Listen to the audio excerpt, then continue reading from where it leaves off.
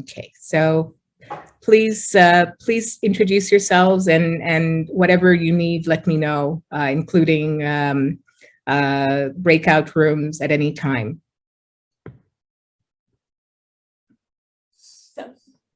So should we follow the format that we were given from the beginning to do about 15 minutes? Why don't you guys go for 15, and then we'll go for 15, and then have a discussion. Okay, yeah. That sounds perfect.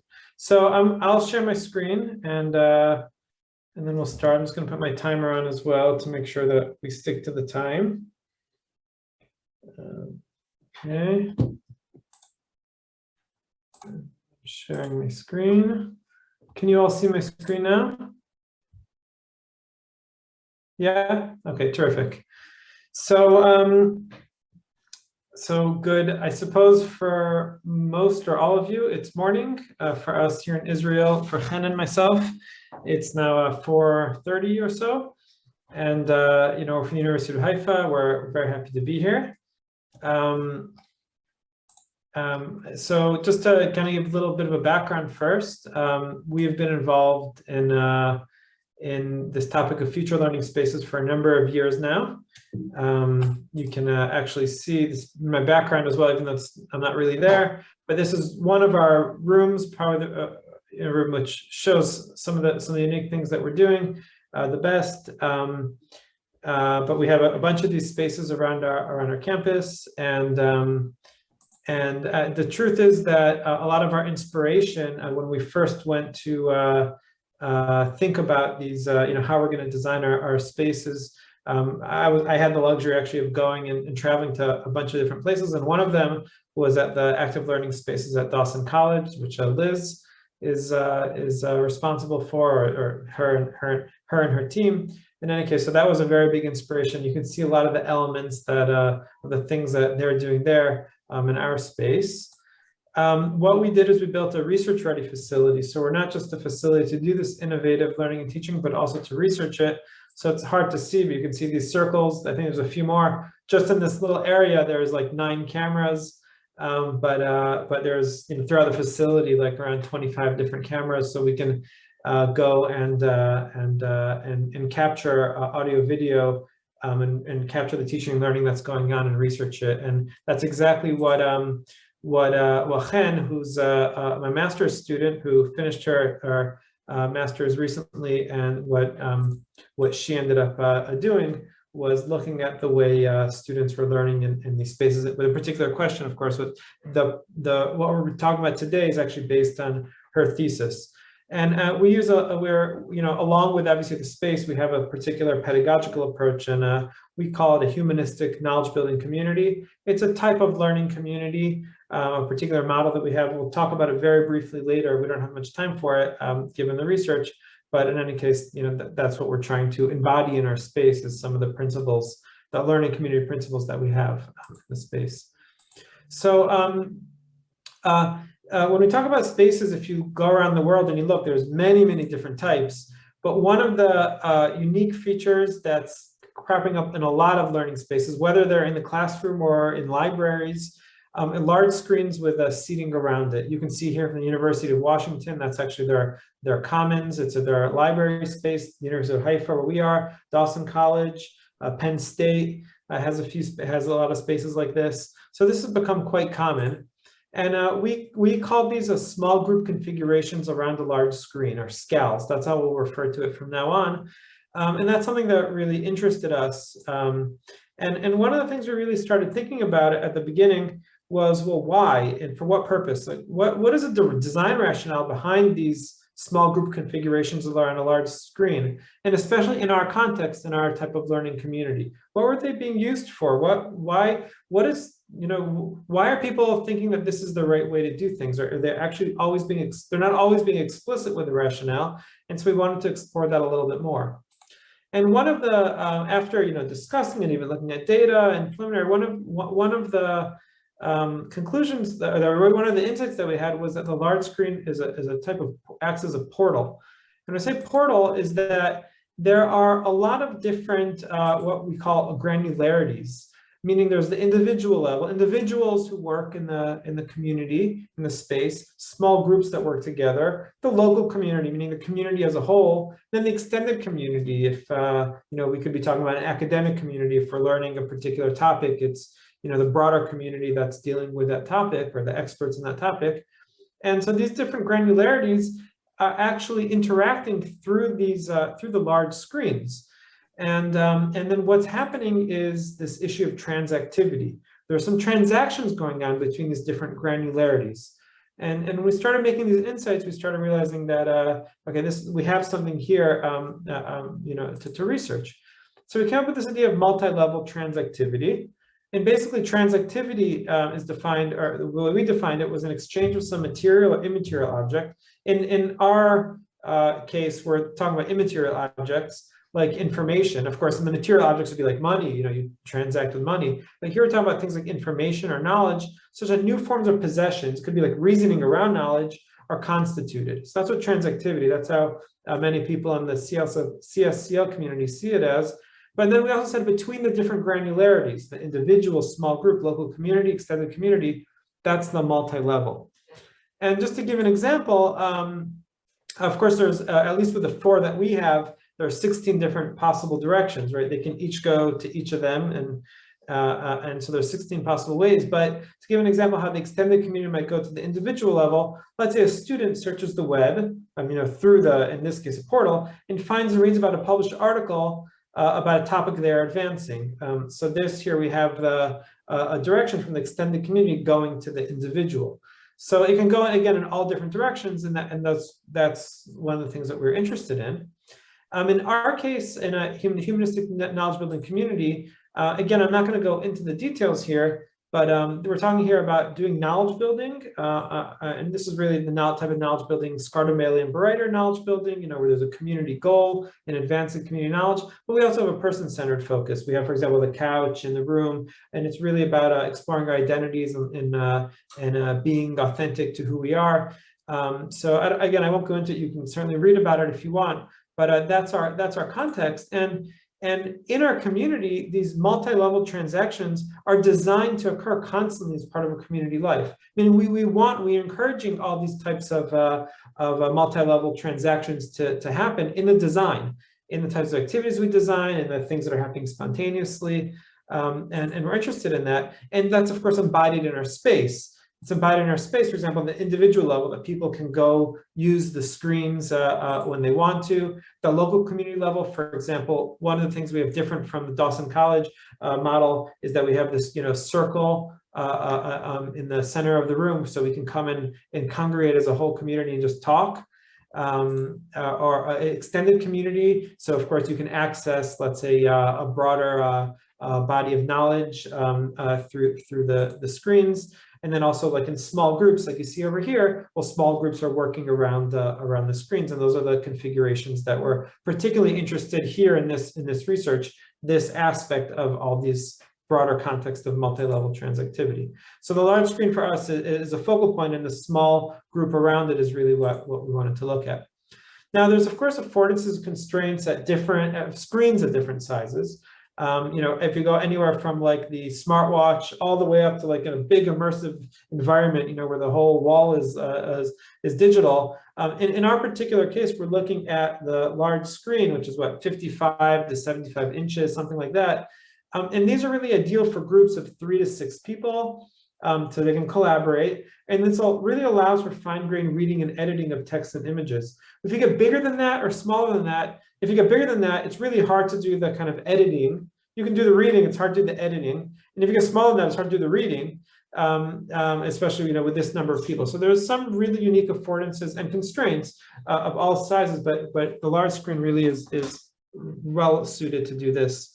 So the research questions were, what are the different purposes that small groups engage in multi-level transactivity?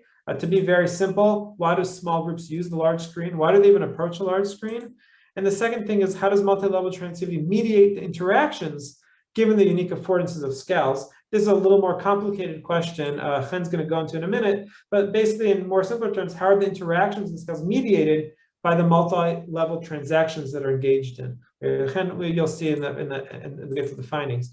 So our methods, again, very quickly, we looked at a semester-long course designed as HKBC with 18 students and 2 co-moderators.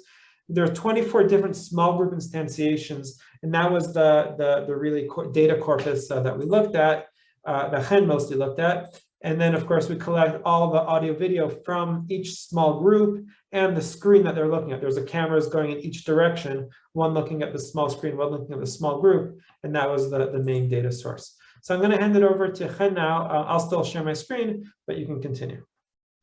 Okay, so hi everyone. As Yotam already stated, our first research question explored the purposes that the groups had for using the large screen. In total, we had 24 cases when groups were in SCALs throughout the course.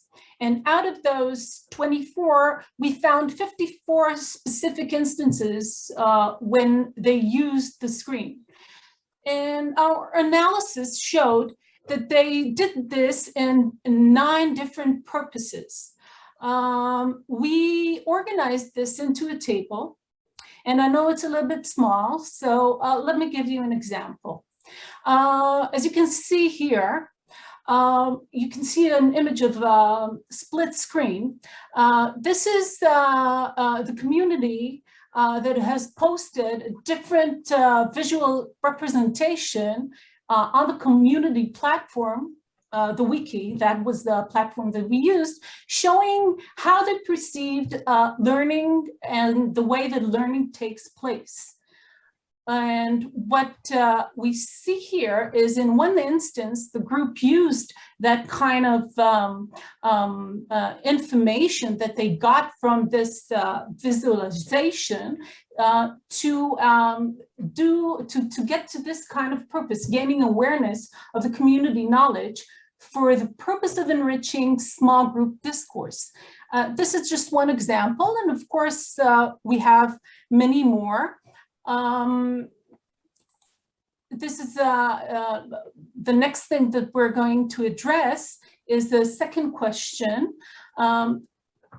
We were talking about the mediation of SCALs by multi-level transactions, and to remind everyone, the transactions that were going inside the community. Our analysis of interaction ultimately showed 3 different ways that we found that SCALs, that configuration that we saw in the beginning of the screen and the group working around it, mediated multi-level transactivity. We found 3 ways, and of course, if we would to look even closer, we probably could have found many more ways. The 3 that we've addressed are 1, promoted inclusive participation structures. That's the first way that we observed. Fluid turn-taking transaction. And the last one that I'm going to address a little bit in more detail is collective monitoring devices for artifacts and documents. And we'll look at one example to see what I mean, and then you'll see also the quality of this kind of interaction analysis, which is very meticulous and full of details. And that is the reason it takes so much time to go over so much data. So collective monitoring devices, for artifacts and documents. In this episode, we're talking about, there are 5 students. Sorry, I'm a little bit nervous because it's my first time, so my voice is a little bit shaking, but bear with me. So we have 5 students here. We have Mike, Iris, Brad, Natalie, and Susan, who are engaged in a discussion based on referencing a conversation that that was posted on the community platform by other students. The episode starts with Iris. You see Iris, the red arrow is focused at her. She's raising her hand and she's looking and she's pointing at the screen. The camera is taking the picture from that point towards her. And she focuses the group on the question about the conversation that they were analyzing. And she says, wait, so the learning process rolls between what and what? Between friends? That was her observation. Then her pointing is the first example of how the large screen serves as a collective monitoring device for artifacts and documents, because it structures the group's interaction. After that, you can see in line 3 that Brad retorted and said that he already established that point. The group already established that point in their negotiation. They talked in the beginning of the sentence about Jared and Vicky, and he says, we said between Jared and Vicky, and he accompanies this with a cutting motion of his hand, saying, this is already done. We've solved this previously. And then what happens is there's another example, because when he does that, he is again looking at the screen to look over the sentence they were creating, and then referring to it and combining that into his conversation. And then what happens is in the next stage is that Brad decides to check what Natalie and Susan have to say. And he turns over to them. You see Natalie and Susan, they're sitting a little bit on the side. And he says, no. He's basically asking, am I right? Or maybe I'm not right. And that's another example, because although they are just a little bit outside of the circle and they're not actively part of the conversation, they're still silently monitoring the conversation and monitoring the creation of this new knowledge. And that is the reason he is aware of that. Brad is aware of that, and that is the reason that he chooses to turn over to them and get their input. And finally, this episode ends, and this is, you see, only a few seconds, and how elaborate is it, is that Iris turns to them and says, but we've already started the sentence, meaning we've started by talking about those two guys, and now we need to progress to an idea. So this particular comment also shows how the artifacts and documents serve as collective monitoring devices, because first of all, you see they are available to the group, allowing them to refer back in this synchronous mode all along, and to mediate the ongoing sense-making of the group. So this is just one example of how important the screen is, the large screen, to this configuration and the idea of our research. And now, just to rise above a little bit and look at the bigger issues.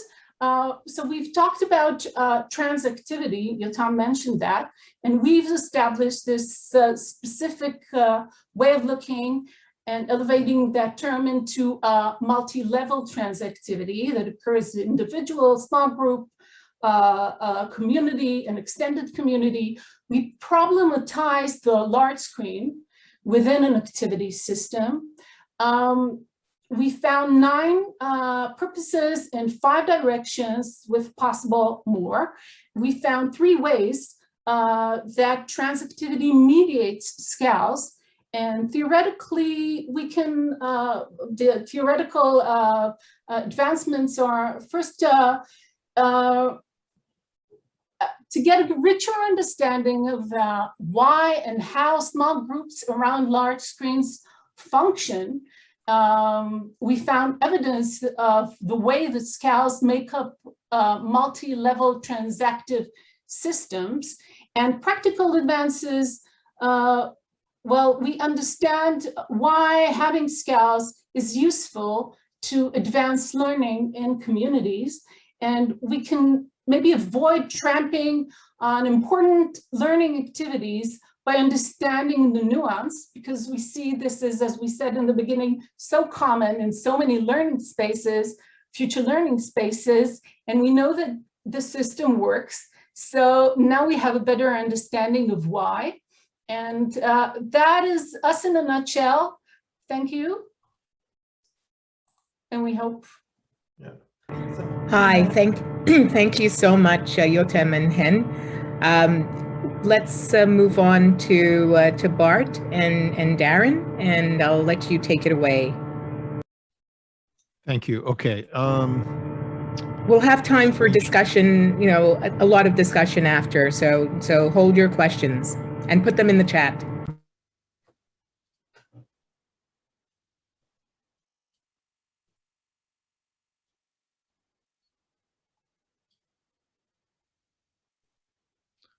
Okay, so are my slides good? Everybody can see? Bart, are we okay? Okay, all right, good. Okay, so January 2021, we began teaching a fully flipped undergraduate class staged entirely inside a dedicated Minecraft server using a custom modified or modded version of the game. We've been teaching undergraduate classes using Minecraft since 2014, but due to the COVID-19 pandemic and a growing sense of Zoom fatigue, this past semester is the first time that the class operated with all class time spent on the server, lectures recorded as podcasts, and contact time between students and faculty mediated through the game and the Discord chat app. As part of ongoing funded research into Minecraft, while the class ran, our research team, headed by Bart, studied questions relating to student engagement in networked online classes, the role of material experience in understanding theoretical concepts, and the possibility of semi-automating such a class. What we want to talk about today is the role of material experience in our pedagogy and how our specific ideas about course design create the conditions under which learning occurs. So we pay an enormous amount of attention to the design and infrastructure of our learning space. And as a result, one of the things we are certain of is that we can establish extremely high levels of engagement via competent use of Minecraft and Discord, platforms familiar to and beloved of our students. So just briefly, what this graph shows is every day of the class over the course of the term, average playtime per student is about 3 hours per day. And if you look at it on a breakdown of per student basis, normally there would be about 36 class hours over the course of a term. 36 is about here. So most of our students spend 50 hours or more on the server over the course of the term. Some of them way up here are spending hundreds of hours per term. So Is we everybody getting the slides? I think you got to screen share's not working. Screen share is not working. Oh, hang on. Screen share is paused somehow. Okay, hang on. I'm going to start this slide in a different way. Okay. It looked like it was truncated too, like you have to put it in slide present mode. Yeah. I had it in present mode and I think that cut it off.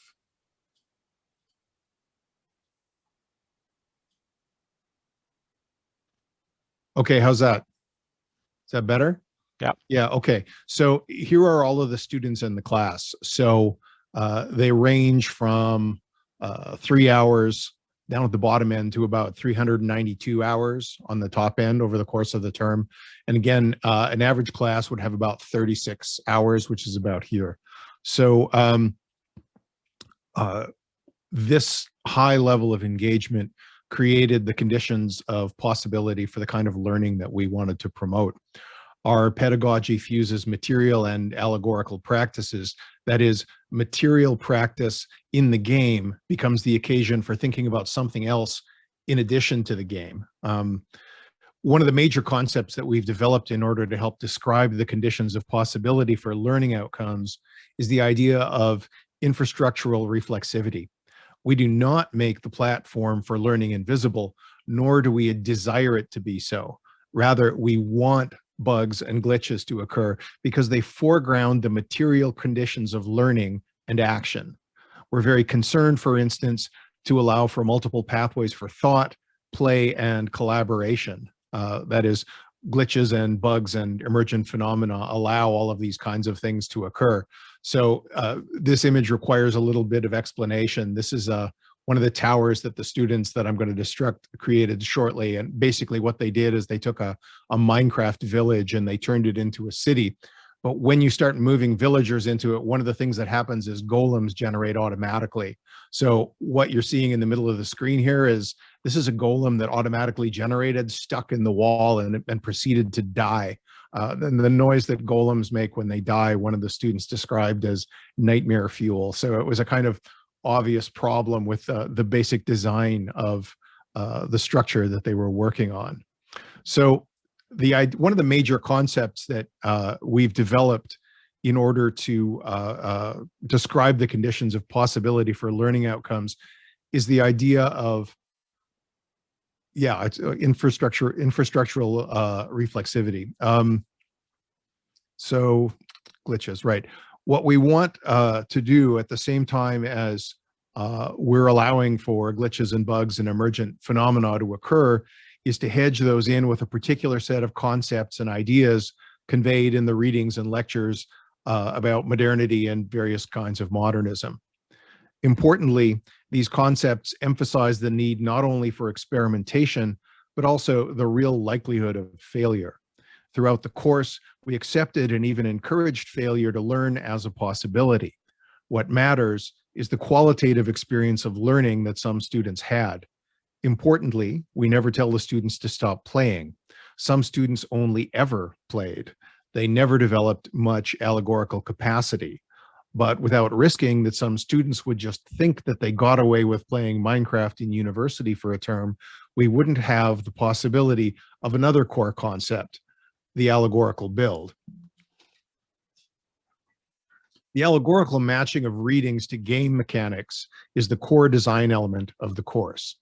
In allegory, initial assumptions about the literal meanings of something prove to be too convenient, and we find that we have to replace them with something more reflective. The allegorical build occurs when students use the relationship they have developed to game procedures in order to think about something else.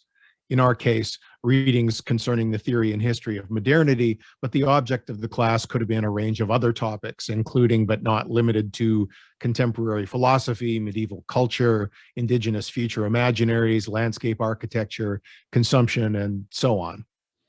Now, the third concept that we want to talk about today is Johanna Drucker's idea of refamiliarization. The early modern concept of defamiliarization was based on the premise that shock or making things strange might have the power to transform habitual thought into awareness. But Drucker points out that in an era when everything is already made strange, decontextualized, thrown out of relation to the system of which it is an expression, there is little, if anything, to be gained from further estrangement and denunciatory critique.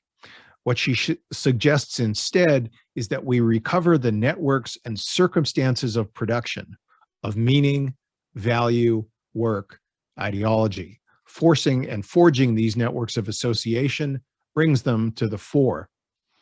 As in defamiliarization, the goal of refamiliarization is to undo the articulations of perception and cognition that use surface effects and simulacra to blind us. However, as Drucker notes, surfaces are also material, and we need to understand how they are produced and how they work. The point is to reconnect people with what we already know, that we are always embedded in systems of power relations where all manner of forces and agents continually enact their interests and produce us as subjects. We like refamiliarization because Drucker emphasizes that it is always flawed, unfinished, and partial, both like our objects and the modes of analysis we habitually use. So the question might be, what do we already know that we can connect to games in order to break out of the Minecraft is a game for kids, or a game for people with ASD, or a game for architects, or arguments about gamification or educational technology or retro aesthetics in the exhaustion of culture. In practical terms, refamiliarization is not the same as returning to normal, because normal is gone, but a very material practice of making unstrange. By focusing on the process of becoming, it reveals what we first take as static objects to be events. For Drucker, this literally introduces room for play in a bureaucratically managed universe, a possibility space where before there had been no alternative. So playing Minecraft in our class is not like playing Minecraft as most people know it.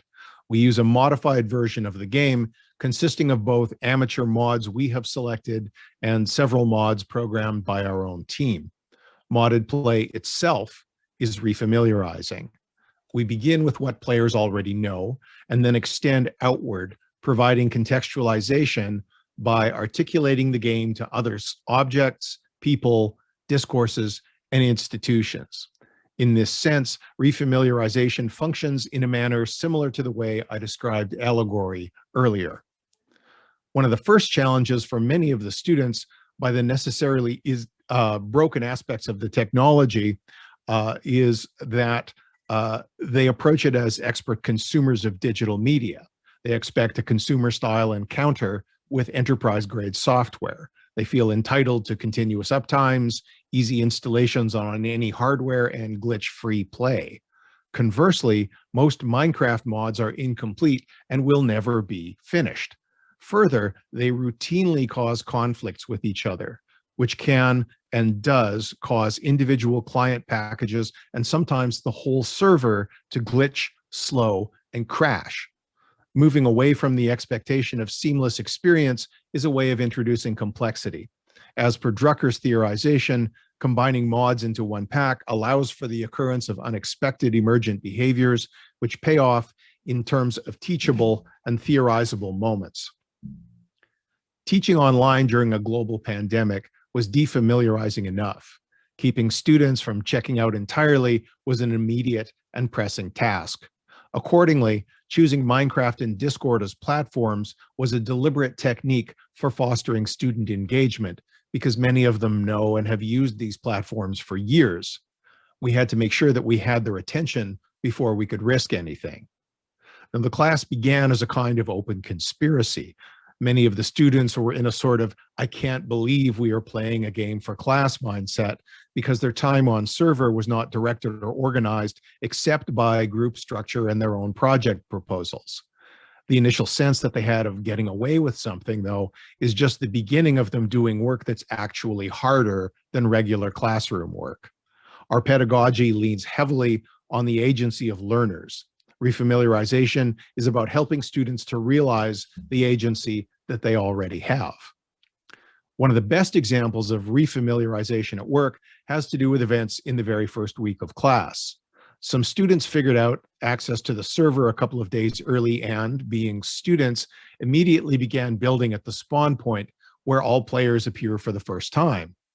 One of the first things that the students built, in the interest of being helpful, was an amphitheater for the class, complete with lighting and a screen at the front.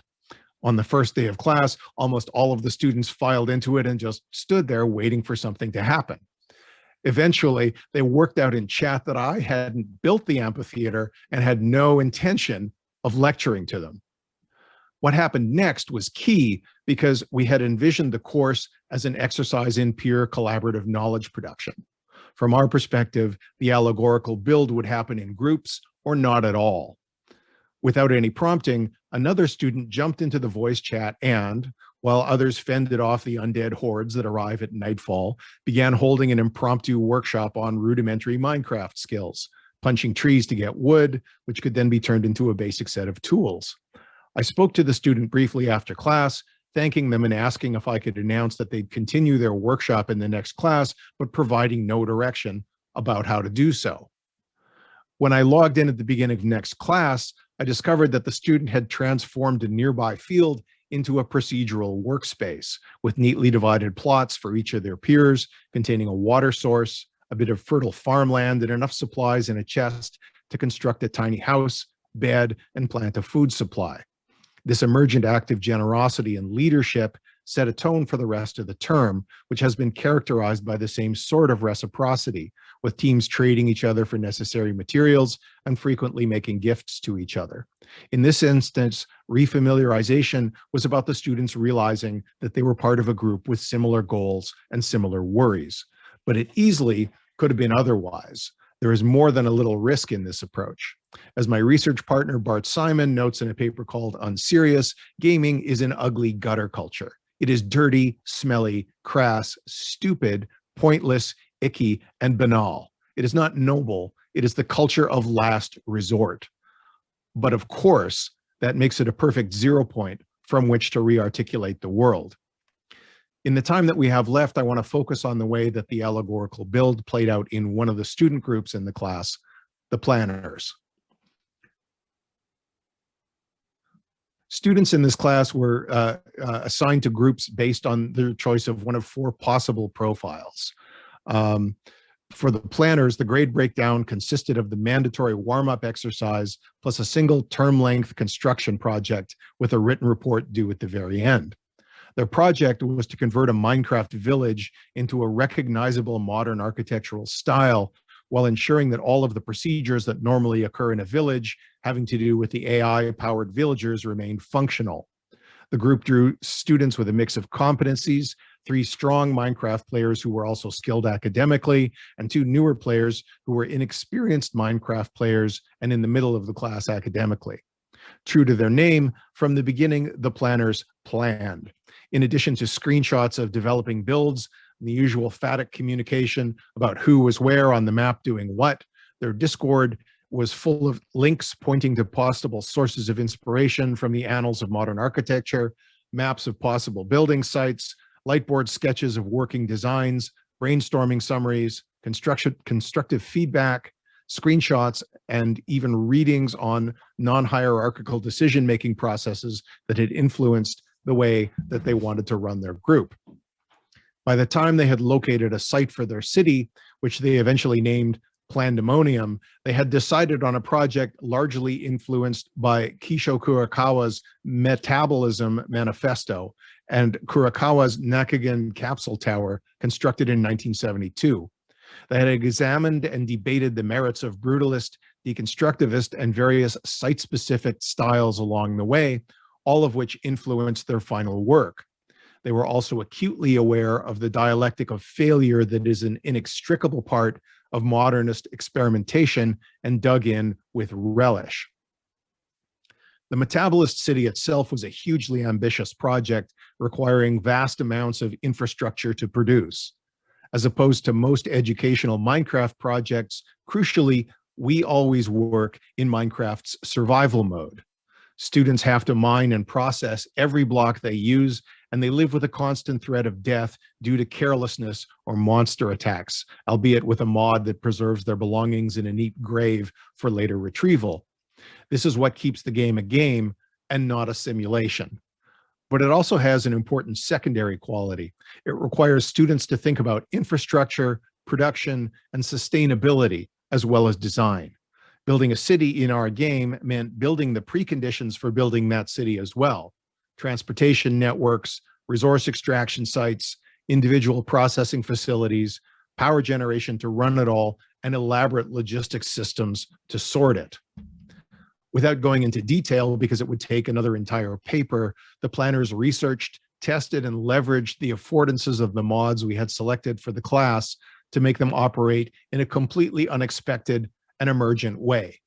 Briefly, they captured, bred, and trained a vast number of bees, which in Minecraft can be employed in the fully automated production of the rarest resources in the game. It's complex and difficult, but in the span of a couple of weeks, and again, these students spent hundreds of hours on the server over the term, they constructed a gargantuan processing facility and had managed to produce wealth beyond the dreams of Minecraft Croesus.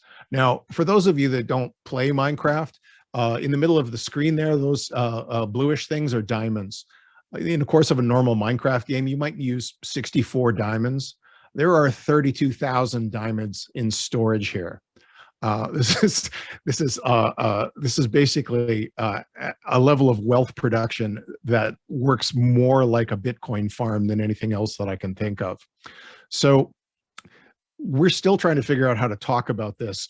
We can talk about it a bit during our questions if you like. But as a result of all of this material affordance, the final city was aesthetically pleasing in Minecraft terms, true to the spirit of metabolist architecture as well. As with all utopian projects, it was necessarily a failure in some senses, but a resounding success in terms of shifting the boundaries of the thinkable for the students and providing them with new tools for thinking in the process. What mattered to us most, though, was what happened in chat as the planners sat down to write their papers. Our hypothesis about the allegorical build suggested that what we would see was these students applying the skills they had developed in-game to the task of producing academic work, and happily, that is exactly what happened. They used the same spaces and the same collaborative techniques to describe the implications of their work in terms of both class readings and their own secondary sources. There are clear and explicit examples of peer scaffolding in the chat as well. The academically stronger students not only suggest secondary sources to the others and offer encouragement, but collectively and collaboratively work through entire sophisticated arguments with them. As a result, though there was some range in quality, all of the papers were much better than I expected them to be. So, preliminary conclusions. We're still working through the data and thinking about it all, but probably our most important finding so far is that students were highly engaged relative to other kinds of classrooms. We had the pandemic working for us, and again, providing some respite from both the pandemic and endless Zoom lectures was a large part of the point. We'll be running the class again in fall with the same research protocols in an effort to check. More polemically, following James G., we contend that most teachers don't use games properly in classrooms because they assume that games are about moments that are more fun than the actual work. That dichotomy kills the potential of using games for learning. What we saw in this class is a flat ontology in action. Academic research, game playing, cultural theory, thinking, and shitposting all exist on the same plane. This is emphatically not gamification, but a lesson in refamiliarization. Cultural techniques can be re-articulated to different ends, serious and unserious by turns. Brokenness is the precondition for learning.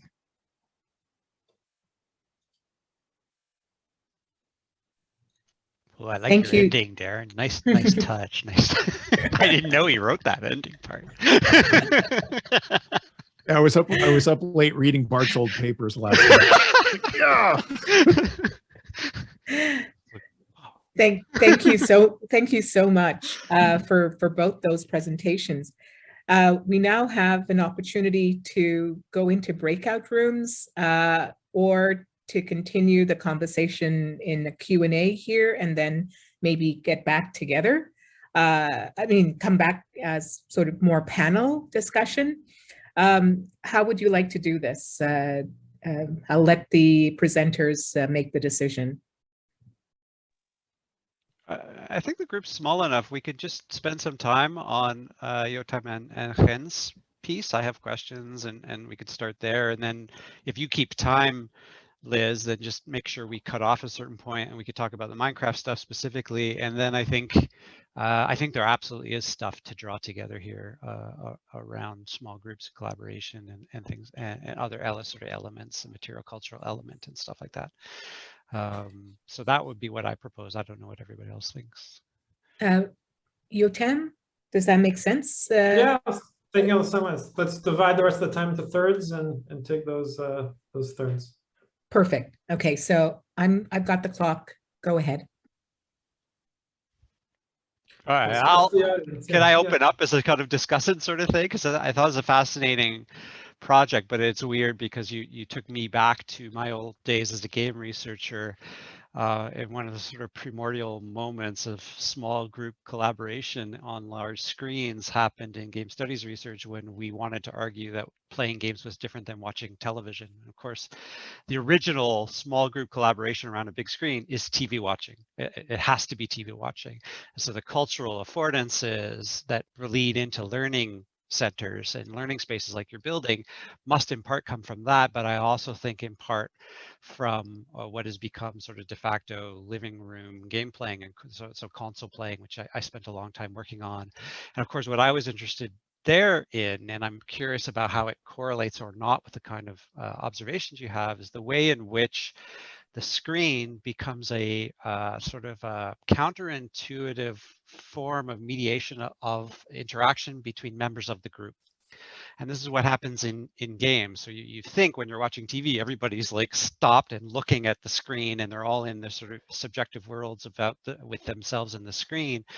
And a lot of TV watching obviously always challenged that already, but especially with game playing, when you have a group of people playing around the screen, passing around a controller or playing multiple controllers, their interaction is with each other as much as it might be with the screen. And that tendency in game technology has only increased. So if you know anything about the Nintendo Wii and other kinds of peripherals and things like that, you're literally bringing the game world out of the screen space and into the embodied material space that this is happening. This is stuff that I wrote about. So I'm very curious. I've never thought about the implications of that in sort of learning contexts, but the way in which the screen paradoxically can redirect and remediate the relationship between people in terms of a particular collaborative goal or something like that. So game playing in my instance, and sort of collective problem solving and so on. So that's one side. Of course, the other side, which also comes from early research on TV watching, is if you like, the structuring of new kinds of power relations, like who controls the remote control, right? So it's a classic thing about the head of the household, the male dominated TV watching for the longest time in certain kinds of domestic spaces. Same thing with game controllers, who has the controller, so there's all sorts of social dynamics around that, which you didn't talk about that much, but it's a flip side of collaboration, right? Is these sorts of things. So I don't know if there's anything in that sort of connects with what you're doing. Chen, do you want to go first? We don't hear you. You're muted. Yes. So, Brett, I can really relate to what you said. Of course, while going over the data, you come across so many things: the gestures, the facial expressions, the different types of small interactions. And I think what is interesting is that the people that we looked at are young students. Most of them, they bring their culture from outside of the academic life. And actually what was very interesting for me to see is they thought of ways of using the screen that I personally never thought about. And the way that this community works and the way that this specific course is designed is that we give them an assignment, and they have the space, but they have the choice of how to go about it. And it's very interesting to see how they take techniques that probably they use from watching TV, from playing, from doing from going online and doing stuff. And for example, the thing that I saw that I brought to the presentation of the split screen was such an amazing idea. This is knowledge that they decided to use. That was their own initiative. They brought it as sort of like a reference for their group's session. And they did so many amazing things.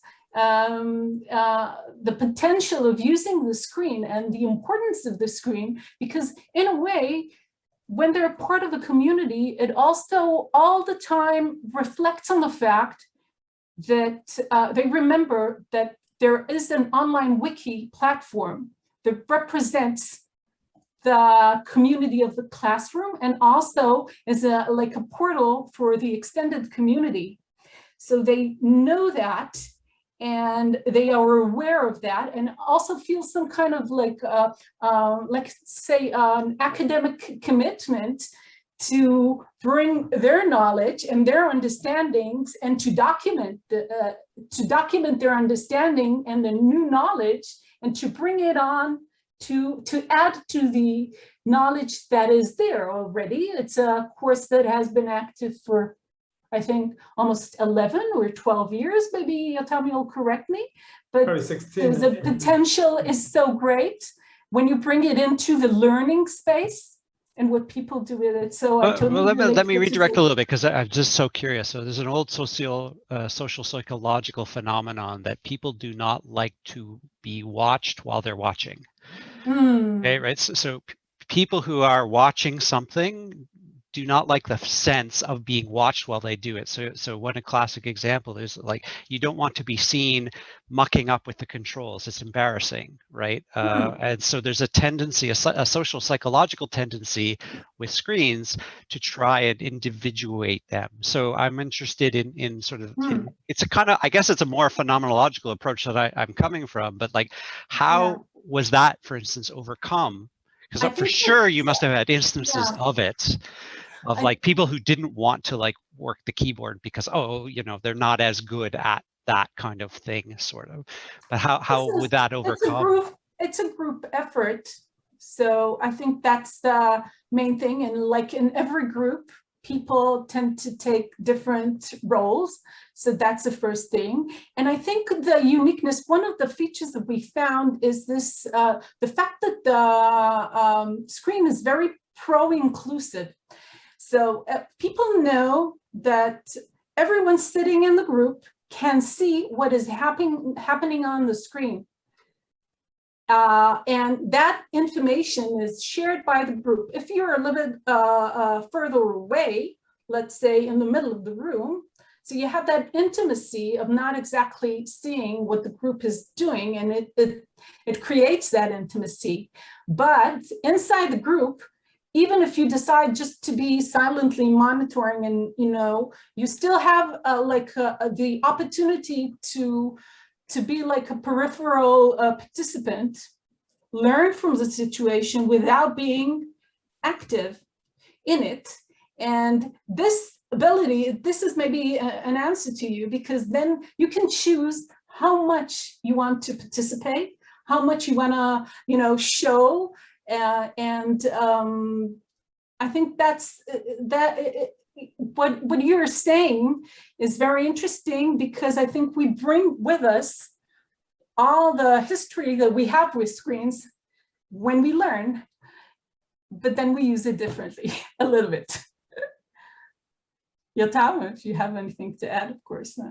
Yeah, I also want to say, I think Rob wants to say something or ask a question because he's turned on his camera. So maybe we can invite some questions as well. Sure. But Yotam, maybe you want to quickly answer, or Rob, feel free either way to jump in. I think let Rob go first. Yeah, I was gonna say Yotam we go. I mean, Sure. my stuff will be a bit more of a deviation. So Yotam, please go ahead. Oh, okay.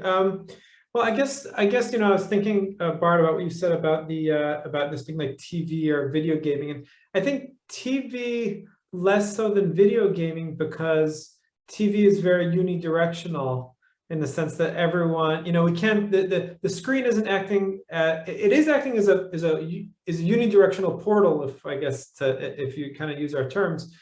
But video gaming, here we have people on the other end that we could actually give input back into them.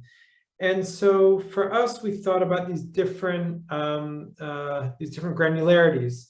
And for us, I mean, I think what's unique about knowledge building in general, and I wonder how this is in the video gaming kind of culture, is that there is, and in particular in your example here with Minecraft and what you guys presented, is that there is the problem solving, the group on group work, but there's also here in knowledge building in particular has this always collective emphasis of how do we advance a collective knowledge base, and then adding that in here to the midst. So like all those principles of like having collective responsibility or opportunities of collaboration. Those are all things that we really brought into being.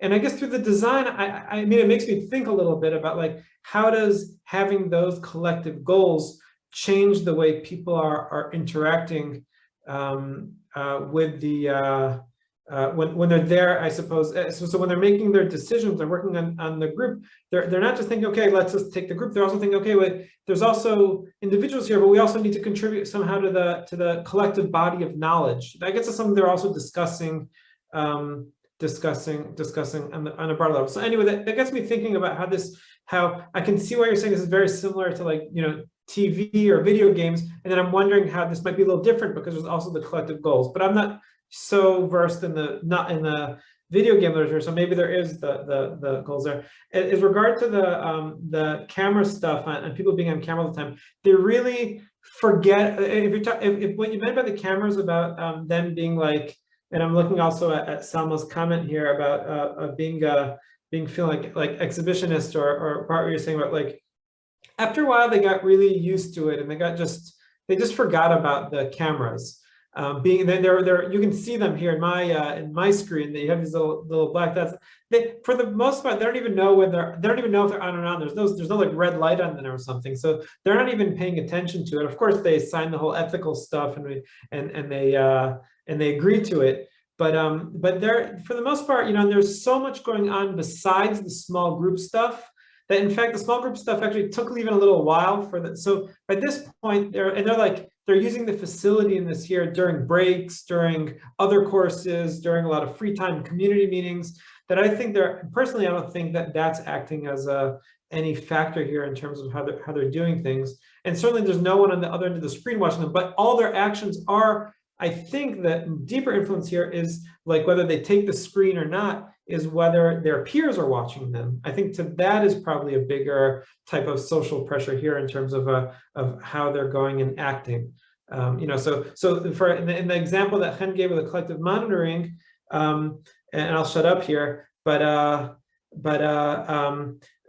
the context of it was the person, Brad, who he actually took the keyboard and he took control there, and he was well, I guess there are two males there, but he, you know, he was definitely, when you talk about power relations, he definitely took it and said, I don't know how it was across the board with the group. In general, there's a lot of efforts to make sure there's a lot of equitable power relations here among the students. A lot of things that were not necessarily the moderators weren't necessarily sensitive to or could get to in the course.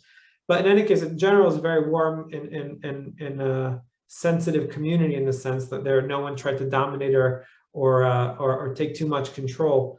But it's really interesting what you're saying, those kind of unintuitive things that would happen there, like taking the keyboard and the mouse, or sitting next to the screen or sitting far away. You saw those two girls sitting far away from the screen. They were still collectively monitoring, but they weren't really engaged in the conversation, but somehow they still were, because the screen was there. So the screen gave them access, and it didn't let people be left out. Because if, let's say, there's a conversation going on and the screen is part of the conversation, then the few people having the conversation, it's harder for them in a way to exclude others, because the screen is still there, keeping everyone else in the conversation. So to your question, Bart, about, sorry, it took me a long time to get there, but about some of the kind of unintuitive ways that this is mediating the group, there are a whole bunch of little things, and we only noticed a few of them, but there are a whole bunch of things going on for sure.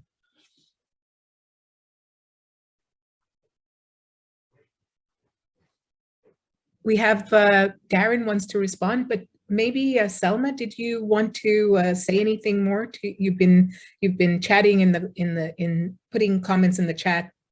Sorry, that's my safe space. I'll let Darren go and then add anything if needed. No, please go ahead. I can wait.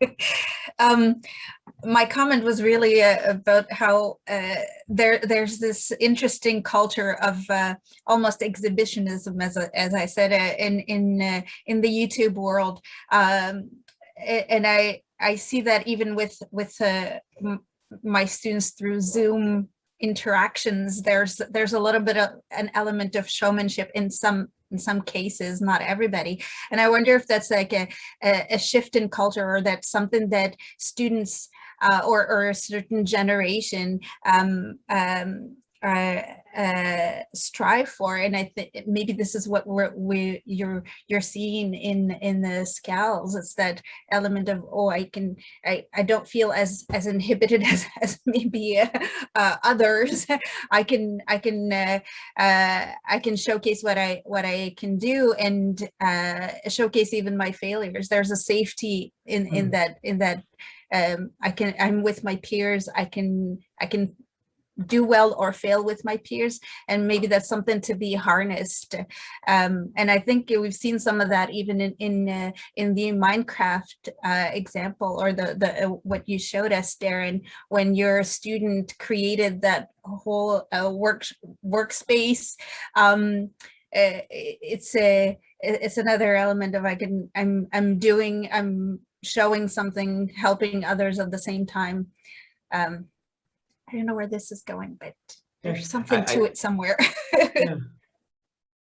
A lot of the contexts we weren't able to talk about, and we talked about the humanistic knowledge building community approach that we take, is really a lot about that. And it's interesting that you raised the exhibitionist part. I mean, it's a lot about, and this is a really interesting type of learning altogether in the context of what we're doing here. So it isn't, you are touching on, for us, a very sensitive, a very important point, a potent point.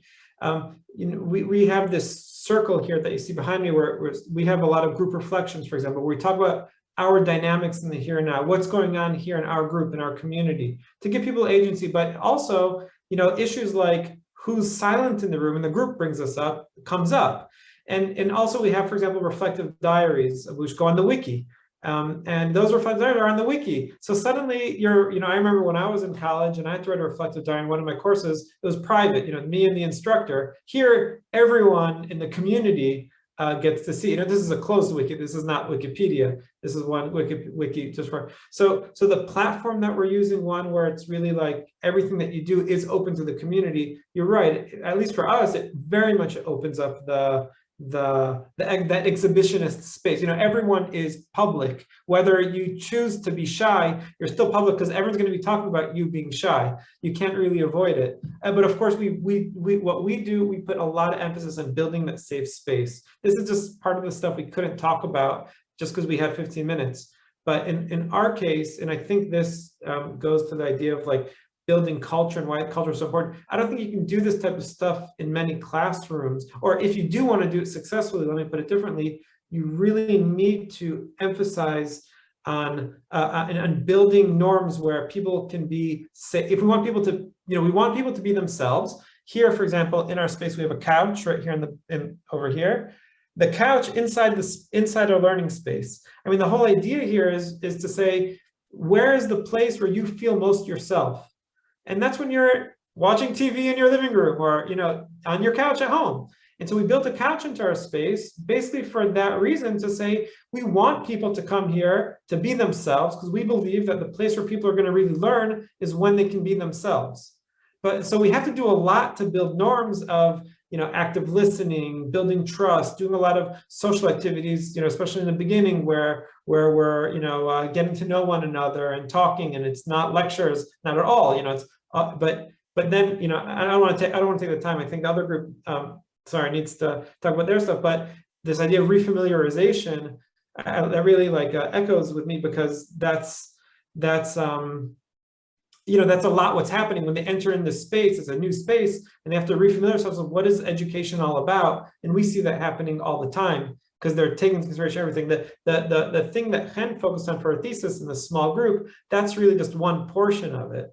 That, you know, obviously you do empirical research, you need to focus on something, and there's so much data to look at. And she did, I think, a wonderful job of going really deeply into that. But we can't disconnect it from the broader context of what we're trying to do. But anyway, thanks for the point. This is wonderful. I hope the 5 minutes left, Liz, isn't for everyone. That's just for our part, right? No, it's 5 minutes left for everything. Oh. So yeah, we end at 10:45. So Darren, and then maybe we have a wrap up. And of course, you can continue this conversation, and this group is going to be having an impromptu pop-up tomorrow. So for those of you who will like this conversation continues on in GatherTown. Tomorrow, I believe it's in the morning, sort of same time, and we can send that information to you if you like. So Darren, I think you had your hand up. Maybe you can take the started. I'll carry it over to tomorrow. It can wait. So Rob, did you want to ask the final question and then maybe have each person respond to it? That's a tall order. I just had like a mindless comment I was going to throw out there. Okay, anyone can do it. No, well, I mean, it's actually relevant to both. So maybe it's just something to throw out there, and then we can just let it be. But I was just kind of thinking of what Bart was saying about the remote control and that dynamic of stuff, and in collaborative learning contexts, and I think this goes for Minecraft as well as the skulls, is that dynamic. Like we've seen it in collaborative learning contexts where there is a power dynamic within these small groups in terms of who is perceived as sort of more knowledgeable or these kinds of things, and therefore has sort of like almost like an epistemological upper leg when we're talking about knowledge building. They tend to have an unfair advantage, even when they're not right. If we can, in the sciences. And so I'm just kind of curious, like Bart, you were saying how your students don't like to collaborate. I'm wondering how like these collaborative groups really surface a lot of these power dynamics in terms of what students are constantly subjected to, maybe in terms of their personality types or whatever, but especially as it goes into knowledge building, how some people feel maybe marginalized, or some people feel like they have to run the group and those kinds of things. That sort of stuff is documented. I'm just curious as to how it plays out in these various scenarios. And I don't think we have time to get into that, but that was my thinking. I'll just say that this would be, I mean, for us, this is the looming next phase, right? So if we get our design right, and as Darren was talking about, we have to have a risky design. So we have to risk failure in the first place. Part of that failure will be the most atrocious kind of group dynamics one could ever imagine. Okay, so we have to admit that that's going to be a possibility, and we have to be prepared for it. And so what else going to happen in our design to try and just as we've scaffolded the allegorical build so that students aren't just getting away with playing Minecraft, and they're actually engaging with ideas and working towards a kind of a learning goal. Same thing we'll have to think about in terms of group dynamics, which is why I think the stuff of Yotam and Chen is important. Ultimately, linking Minecraft discussions to discussions about small groups and big screens is all related in part for thinking about the scaffolding of group dynamics for the reasons you're pointing out, Rob, because I mean, at least in Chen's and Yotam's discussion, it was mostly the good stuff that came out, but absolutely there was bad stuff. We know there was bad stuff. And the question is how does that affect learning? And in what ways is that differential with respect to how group dynamics are managed, say by myself in a seminar of people around a table, which is one thing. But once you introduce all these technological and distance components, you have a whole nother layer of problems. Right. And I suspect that not that much attention has been given to that problem just yet. Yeah, and also the notion of like overcoming those dynamics or surfacing those dynamics and over again as a part of a lifelong learning process, a learning to learn, kind of process. Very nice. Yeah, one of the comics that I occasionally teach in my graphic novel course has a supervillain whose power is turning everything to their advantage.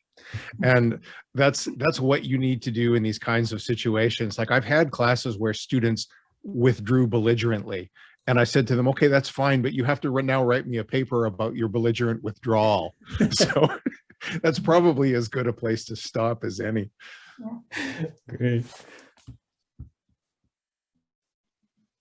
So thank you, everyone. And if anyone wants to stick around for a few more seconds to sort of really close their thoughts, close down their thoughts, please do note that there's a keynote at 11:15, so it gives us a little bit more time. So it's not quite as running to 11 o'clock. So feel free to continue on. I'm happy to keep this link open, and yeah, go ahead. So maybe I can just connect. Everyone's leaving, or so people are staying. I just wanted to say, to connect to what Darren Bart just raised, that I think it has to do with practice. And sometimes in the way of practicing, you fail. And one pedagogical principle that we use in our community is that we change the groups all the time. So it's small groups, but the small groups change. So of course, some small groups are better than others. And each time in each group, you find yourself in a different dynamics, and then you sometimes take on another role. So that is good practice for how to collaborate. And I think it's a major part of the pedagogy that we're trying to lead. So, and I think it's probably the same when you play. Sometimes you have good partners, sometimes I think that's a partners. super interesting point, but it's what's good is the counterpoint that we're developing in Minecraft, which is the opposite, which is because we're building persistent worlds, we're also trying to build persistent groups. And it's over time, because there are consequences to it. I mean, it's old, I guess, almost old rational game theory, right? Like it's tit for tat. You know, if you had a bad interaction with somebody at time A, then you probably don't want to risk having to deal with them again at time B. So there's a incentive, right? So there's a collective problem. You want, you know, it's better to work together than to work apart. You discover that. You're not told that, you discover that. And then you build responsibility and commitment to one another for the achievement of a task, but that takes time. You can't like say, okay, you have an hour, do it, right? We have hundreds and hundreds and hundreds of hours, way beyond what normal classes have, to try to work with. And so one of the things that Darren and I are exploring, right, is the power of games for building persistent worlds where people are occupying them even when they're not occupying them. Right. Can I ask you guys a question? Do you guys ever go off of the gaming world to have organized discussions and so on, like maybe reflective discussions on what's going on, and putting that as part of the kind of a recursive loop, so you can, you know, not just be there, but you can talk about it and then go back and doing it and add this meta discourse, I suppose. Yeah, we use, in conjunction with Minecraft, as I was mentioning, a tool called Discord. Which is a kind of all singing, all dancing chat application. You can throw anything into Discord. It does voice, it does text, it does images. It's originally a gaming tool, but we've been teaching with it for years now. And the students all use it. They love it. So it's easy to start with.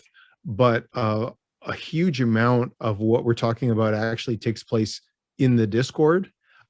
We have middleware that connects Discord to Minecraft. So if you're in Discord, you can talk to people in Minecraft and vice versa. You can see the chat going by. So our students are always in multiple places on different platforms at the same time, and they have a persistent record of what they're doing. So we're always talking about it. They go back to it reflexively. You know, they take things that they wrote earlier or add documents to it and links to Google, or all of, you know, all of this other stuff is going on. So it would be very different if we tried to do it just inside Minecraft. It's the combination of stitching an incredibly powerful chat tool to a really powerful persistent world that makes it all work. That's fascinating. Interesting. And you're moderating those Discord discussions? To an extent, like I'm on all the time. And you know, it was interesting because you could tell at different points when the students were kind of like drifting in and out of awareness that I was actually there. Like I tried to make it a point to appear every now and then so that they remembered. But there are also really interesting instances where we can tell in the chat that they're going into voice because there's no record of it, because they don't want us to have a record of what they're talking about, you know, again, which is fine. Or they're going off platform to have a discussion, again, which is fine. But, you know, they're negotiating that constantly. You know, the teaching is a kind of performance. So that's, you know, again, that's part of the pedagogy as well. Like you're never really off, but you have an option to not be there if you want to be. Andrew, do you want to talk a bit about this? You just popped up in text, but turn your mic on if you want. Hi, yeah, sorry. I was just mentioning how like great the class was and everything. I just wanted to give my 2 cents in there. I was one of the students in the video games as theory class. I found it using Discord and Minecraft. I found the group interaction like with my team was unlike anything I've done before in my academic career. It was really great having Discord as a tool because we could not only interact with our group, but it helped us interact with other groups. And I found more than anything, we were sharing ideas between groups and learning from each other. And it was like a whole community kind of like event that we got together and helped each other out. And yeah, it was just great. I wanted to say that. That's fascinating. So I guess it's more of an idea, but I'm curious to hear what you guys think about this. I hope it's okay. We have a few more minutes. One of the ideas that we play around a lot, well, we don't play, we take it very seriously actually, is this idea. It's actually based on what's called the social microcosm theory. But the basic thing goes and says like this: the way I am anywhere is the way I am everywhere. So, for example, if I am in a small group and I'm very competitive, right? The way I am in my let me change the order. Let's say in my everyday life I'm very competitive, okay? Or let's say I'm somewhat responsible for the type of interactions I have, and part of it has to do with some of the things I bring into interactions. And let's say there's a competitive aspect to it. Just give me an example. So when I get into small groups and when I get to the whole group, then over time, as people get to know who I am, they also will see that type of competitiveness in me. And then, so I guess, and one thing we do a lot of reflection about that, and we try to help people make the connections between, you know, I mean, people are very dynamic and changing in every situation, they're different, but there are some patterns, and they try to help them see the pattern. So for example, when Chen was talking about being in different small groups, but, you know, as the community keeps on getting to know me, it gives people different opportunities to see who I am, and we go back to the whole group and reflect on it. But I guess I'm asking that is, when you get now into the virtual, I know you guys are working only in a virtual world, but I guess the type of person you are, sticking with that same idea of who you are anywhere is who you are everywhere. I wonder if when you go into Minecraft and then you go into also Discord, I wonder if those same type of patterns exist as well, or if people are much more free to be different, to assume different identities and different personalities when they go in this place, and how much consistency do people have? You know, do they allow themselves to much more freedom with their identities and practices, or do you see that over time? And I guess this is, I mean, Andrew maybe could reflect on this, but I suppose, you know, as well. But yeah, I guess that's the question. Well, I mean, I would take a kind of polar opposite stance to that, like a kind of Judith Butler stance, where there is no little person inside driving you around. Like basically you are only who you perform yourself as in different contexts. And, you know, you're different with your friends at school than you are at work, than you are with your family, and so on and so forth. And, you know, it was interesting trying to track the identity of the students across these platforms, because we left it deliberately fuzzy. They have a Concordia ID as a student, they have a Discord ID, they have Minecraft personae that, you know, did change over the course of the term. People changed their names, they changed their avatars. You could see as they were kind of settling into what they were doing, that there was this kind of processual relationship to how they were producing themselves, right? And again, that's sort of what we're interested in, is like that process of like literally the production of like not just students but subjects. I agree. I mean, this is a good discussion point, Yotam, for the schism between sociology and psychology on these issues around identity. But one of the things that's important about the Sitchin medium, especially when you're working in mediums revolving around playing games, is that the platforms themselves ask you to. So identity play is like one of the most primordial forms of play. It's one of the earliest kinds of play we ever observe in kids, and so on and so forth. So if you're getting invited to play because of the nature of the game, and you know, GatherTown is like this too. It purports itself as a game world, not as a chat world.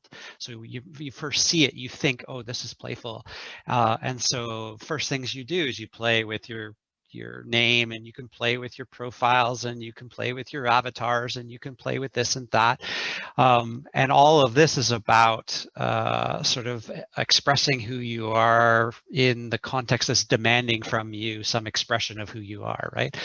The key to persistent worlds as opposed to occasional worlds is that those identities, as constructed as they are, have to stabilize over time, because people have to understand how they're going to work with you. So even if it's a constructed performed identity, it has to be consistently performed. And part of the problem in playing identity is it's very hard to play radically different all the time. That's a lot of work. You have to be very good at it. Role-playing games, for instance, great example. It's really hard even to sustain the sort of fake dwarvish accent all the time. Like, so there is identity performance going on, but the persistence leads to stabilization. Whereas occasional worlds, that's where you get a lot more, I wouldn't say dangerous, but risky identity play, and sort of challenging of boundaries and assumptions about what's normative and what's proper behavior in certain. So one of the things I think we're thinking about, and what you're making me think about more, is it's in fact not the case that we want everybody to become who they are and sort of like they are on the couch. There's something about comportment in social spaces of classrooms that is kind of important. Respect, tolerance, understanding. You should probably not be exactly like you are on the couch at home. And so when you come into class, you know, yeah, you don't have to dress in uniforms and all the rest, but there's a kind of shift in comportment. We risk that in Minecraft because of the play context. And one of the things we might think about is comportment. And part of the pressure of the allegorical build is to say, hey, you aren't just playing Minecraft with your buds on the couch here. So maybe with that comes a sort of comportment that's appropriate to a level of undergraduate intellectual discussion, right? And the identities that should go with that at the same time. So it's interesting, super interesting stuff. Okay. We should go. On. The day must go on, but this has been great. I guess, yeah. But you said it in the beginning, and sometimes those really small discussions that occurred, which were like the best part of the whole. Yeah, we could have just started this way. We'd have a lot of fun. Again, for everybody, we're going to pick this up tomorrow, and the link is back in chat, so you can scroll back up and grab it. But thanks to everyone who showed up and persisted. And hopefully we will see you all tomorrow, okay? Thank you so much. Bye-bye. Thanks. Guys. I'm going to end this. Goodbye. Bye. Bye-bye.